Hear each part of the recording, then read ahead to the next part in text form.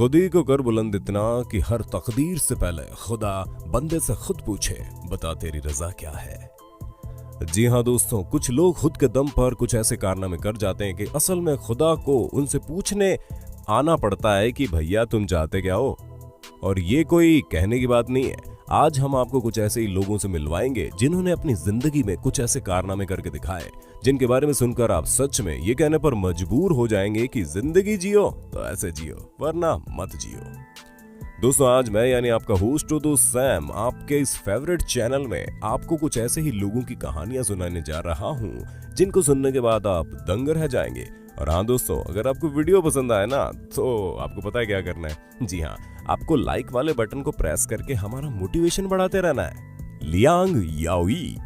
दोस्तों, 11 साल के लियांग उसकी उम्र के बाकी बच्चों की तरह नहीं है जो कि चाइना में रहता है। तभी अचानक से उसे एक बात पता चली जिसके बाद उसकी पूरी जिंदगी बदल गई।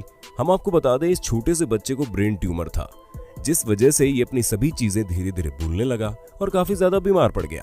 ये इतना बीमार था कि इसका बच पाना काफी मुश्किल था। लेकिन तभी लियांग ने जो बात अपनी माँ से बोली उसके बारे में सुनकर आप सच में इस बच्चे पर फक्र करने लगेंगे। क्योंकि दोस्तों, इस छोटे से बच्चे ने 11 साल की उम्र में अपनी माँ से ये कहा, अब तो मुझे पता है मैं बच नहीं पाऊंगा, लेकिन इस दुनिया में कई सारे महान पुरुष हैं जो दूसरों के बारे में सोचते हैं और मैं भी कुछ ना कुछ तो करके जाना चाहता हूँ, इसलिए मैं अपने सारे ऑर्गन डोनेट करना चाहता हूँ। और दोस्तों, ऐसा ही किया गया। लियांग की मौत के बाद उसके सारे ऑर्गन जरूरतमंदों को डोनेट कर दिए गए, जिसके बाद जिन डॉक्टर ने उसका ट्रीटमेंट किया उन सभी ने उसके मृत शरीर के सामने अपने सर झुकाए, क्योंकि उन्होंने इस उम्र के इतने समझदार लड़के को आज तक नहीं देखा था। और शायद हमने भी इस उम्र में इतने ज्यादा समझदार लड़के के बारे में आज तक नहीं सुना होगा, क्योंकि जो काम लियांग ने किया है वो अच्छे नहीं कर पाते। वैसे दोस्तों, आपका लियांग के बारे में क्या ख्याल है, हमें कमेंट बॉक्स में बताइए। बासमा हमीद। दोस्तों, जब बासमा हमीद केवल 2 साल की थी तब एक एक्सीडेंट में उनके चेहरे पर गर्म तेल गिर गया था, जिस वजह से उनका 40% चेहरा खराब हो गया, जिस वजह से इनकी अपीयरेंस पूरी तरह से खराब हो गई, जिसको ठीक करने के लिए इन्होंने कई सारी सर्जरीज करवाई। छोटी सी उम्र में बासमा को कई सारी सर्जरीज करवानी पड़ी, लेकिन उसका कोई फायदा ही नहीं हुआ। इनके चेहरे की इतनी सारी सर्जरियां करवाने के बावजूद भी दाग दिखाई दे रहे थे। दोस्तों, तरह तरह की दवाइयों और कई सारी सर्जरीज के बाद भी जब बासमा के चेहरे से दाग नहीं गए तब इन्होंने हार नहीं मानी। जब ये 17 साल की हुई ना, तब इन्होंने परमानेंट मेकअप और माइक्रो पिगमेंटेशन इम्प्लांटेशन की मदद से एक एक्सपेरिमेंट किया और उस एक्सपेरिमेंट को अपने ऊपर यूज किया, जिस वजह से इनके चेहरे में काफी बदलाव आ गया और इनके एक्सपेरिमेंट ने अपना काम बहुत ही बेहतरीन तरीके से किया, जिसके बाद आप इनके चेहरे का इंप्रूवमेंट खुद देख सकते हैं। दोस्तों, इनके इस एक्सपेरिमेंट से न सिर्फ इन्होंने अपने चेहरे के स्कार्स को ठीक कर दिया, बल्कि आज इनके कई सारे क्लिनिक्स भी मौजूद हैं जहां ये लोगों को उनके जलने के दाग से छुटकारा दिलाती हैं। दोस्तों, इनका ट्रीटमेंट बहुत ही सिंपल है। ये एक स्पेशल पिगमेंट का इस्तेमाल करती है जिससे स्किन कलर को निखार देता है, जिससे स्कार छुप जाते हैं। दोस्तों, आज तक जिन लोगों ने इनसे ट्रीटमेंट करवाया वो सभी इनके ट्रीटमेंट का रिजल्ट देखकर भावुक हो गए। और तो और दोस्तों, इनकी सबसे अच्छी बात यह है कि जरूरतमंदों को फ्री में ही अपना ट्रीटमेंट देती है, जिससे कोई भी किसी एक्सीडेंट की वजह से उसका दाग जिंदगी भर लेकर ना घूमे, जो कि वाकई काबिले तारीफ है। Cycling without age. दोस्तों, ओल्ड एज होम में रहने वाले बुजुर्ग लोग खुद को काफी अकेला महसूस करते हैं और इस बात को हम सभी अच्छे से जानते हैं, क्योंकि ना तो उन्हें बाहरी दुनिया को देखने का मौका मिलता है और ना ही उन्हें अपनों के पास रहने का। उनके पास होते हैं बस उनके उम्र के कुछ लोग जो उन्हीं की तरह परेशान होते हैं, और इसी वजह से ओल्ड एज होम में रहने वाले लोग अपनों का प्यार नहीं पाते। लेकिन दोस्तों, डेनमार्क में ऐसा बिल्कुल नहीं है। ओले केशु नाम के व्यक्ति ने 2012 में डेनमार्क में एक अलग तरह का इनिशिएटिव किया, जिसके बारे में सुनकर आप वाकई चौंक जाएंगे, क्योंकि दोस्तों, उन्होंने फैसला किया कि ओल्ड एज होम में रहने वाले लोगों को अपनी साइकिल के आगे बैठाकर कुछ वक्त बाहर की दुनिया की सैर करवाएंगे, जिससे उनका मन भी बहल जाए। और इनका ये भी मानना है कि बड़े बुजुर्ग लोगों के पास अपनी बहुत सी कहानियां होती है और जो वो किसी से शेयर नहीं करते, इसलिए जब ये उनको घुमाते हैं तो उस बीच ही उनसे बातें भी करते हैं, जिससे वो लोग दिल खोलकर बात कर सकें। और दोस्तों, इनका अकेले का लिया गया ये इनिशिएटिव आज 20,000 से ज्यादा लोगों में बदल गया है, जहां लोग दुनिया भर में ओल्ड एज होम से लोगों को सैर कराने के लिए इस खास साइकिल में ले जाते हैं और वापस सैर कराने के बाद उन्हें ओल्ड एज होम में छोड़ देते हैं। दोस्तों, इस तरह के काम की जितनी तारीफ करें ना उतनी कम है। The Sirens women's motorcycle club.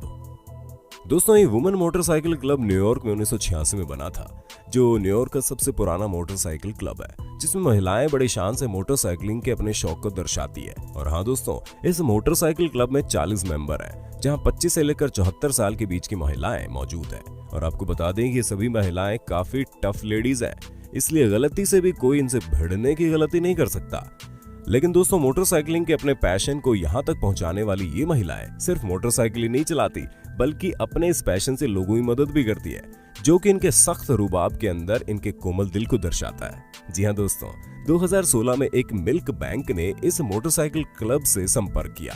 दोस्तों, ये मिल्क बैंक बच्चों के लिए पौष्टिक दूध बनाता था, जिसमें बच्चों को संपूर्ण पोषक तत्व मिल सके, जिसके लिए उस मिल्क बैंक ने इस वुमेन्स मोटरसाइकिल क्लब को चुना, जो जल्दी से जल्दी बच्चों तक हॉस्पिटल्स और उनके घरों में ये पौष्टिक दूध पहुंचा सके।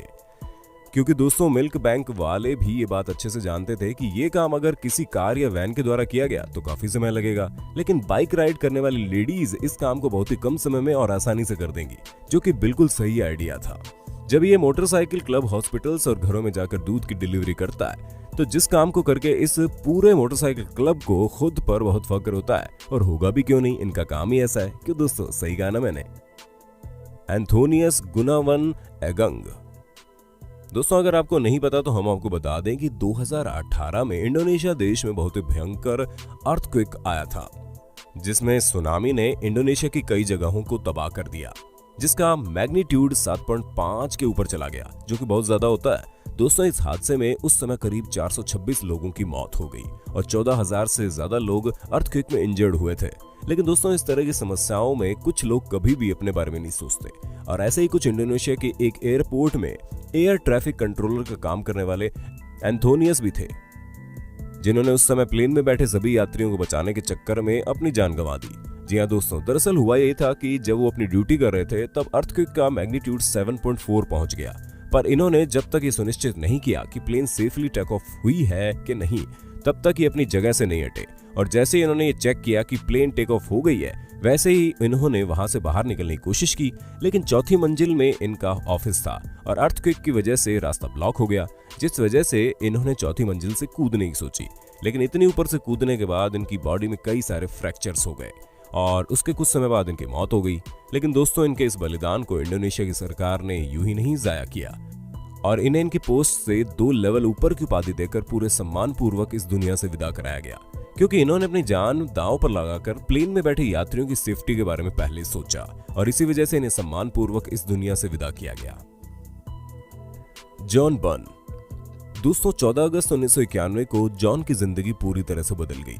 जब जॉन अपने रूम में बैठे थे और उनकी मां किचन में थी, तब इनके घर पर पुलिस आती है और 14 साल के जॉन पर हत्या का आरोप लगाती है। जॉन बार बार कहते हैं कि इन्होंने कुछ नहीं किया, लेकिन इनके इन्वेस्टिगेटिंग ऑफिसर ने इनकी एक ना सुनी।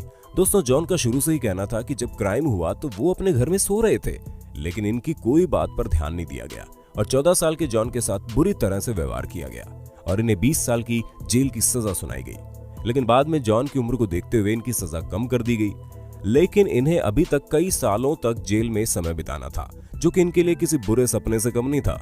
क्योंकि दोस्तों, जॉन शुरू से ही बहुत तेज दिमाग के थे और जेल के माहौल में इन्हें बिल्कुल भी अच्छा नहीं लगता था, जिस वजह से इन्होंने खुद को बेहतर बनाने की सोची और जेल में मौजूद किताबों को पढ़ना शुरू कर दिया। दोस्तों, जॉन धीरे धीरे किताबों में इतना खो गए कि अपने हर खाली समय में ये सिर्फ और सिर्फ किताबें ही पढ़ते थे। इन्होंने खुद को न सिर्फ किताबें पढ़ने में बिजी रखा, बल्कि इन्होंने किताबों से बहुत कुछ सीखा भी और खुद को एक नॉर्मल बच्चे की तरह एजुकेट किया। दोस्तों, 2006 में जॉन को बेल मिल गई और ये छूट गए, लेकिन इनकी मुश्किलें यही नहीं थमी, क्योंकि इन्होंने लाख अपने आप को एजुकेटेड क्यों ना किया हो, लेकिन जेल से बेल पर आए शख्स को कोई भी अपने यहाँ नौकरी पर नहीं रखना चाहता, जिस वजह से इनकी परेशानियां बढ़ गई। अंत में 2018 में इनके लॉयर ने इन्हें बेकसूर साबित किया और बेकसूर साबित होने के बाद ये कोर्ट में खुशी से रोने लगे, क्योंकि इन्हें बिना कुछ किए ही इतने सालों की सजा काटनी पड़ी थी। लेकिन दोस्तों, जॉन ने हार नहीं मानी और इन्होंने फैसला किया कि अब ये अपनी लाइफ एजुकेशन में बिता देंगे और अब जॉन जरूरतमंद बच्चों को एजुकेशन देते हैं और ये एक a voice for the unheard नाम की ऑर्गेनाइजेशन भी चलाते हैं। तो दोस्तों, आज के लिए बस इतना है। अब वक्त है आपसे अलविदा लेने का। वीडियो कैसी लगी हमें कमेंट में जरूर बताना। ऐसे इंटरेस्टिंग वीडियो लगातार देखने के लिए हमारे चैनल को लाइक शेयर सब्सक्राइब तो कर देना।